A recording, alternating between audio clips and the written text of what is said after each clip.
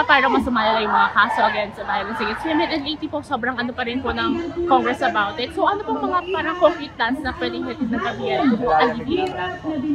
Isa na dyan yung panawagan na yung mga serbisyo na nasa ilalim na ng anti-violence against women and their children ay nandyan. Lalong-lalo na yung pagpapalawig ng access sa legal assistance, support services, at pagkilala dun sa VAWS leave ng mga victims ng VAW. Yun yung isa. Pangalawa, sa bahagi naman ng Kongreso, dapat talaga ma-review yung anti-VAWS law para yung mga gaps sa law natin ay mapunan. Sa katunayan, yung isa, naipasa na natin yung expanded anti-violence against women and their children bill.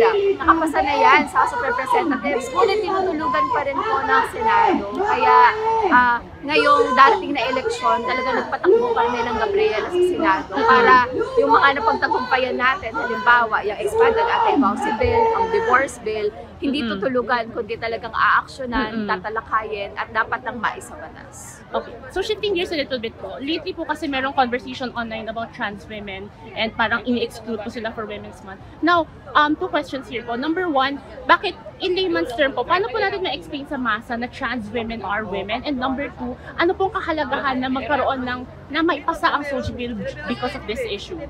Ang buwan ng kababaihan ay buwan ng pagkilala sa mga kontribusyon at mahalagang papel ng mga babae sa ating kasaysayan mula noon magpas hanggang ngayon. At kasama dyan ang mga kapatid natin na trans women, na mga kababaihan.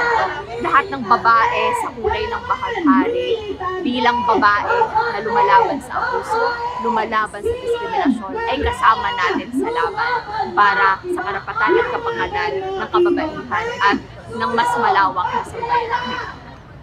Bakit po kailangan natin na mas ipalawig pa yung yung calls natin for SOGIE SC bill na finally mapasa na po siya?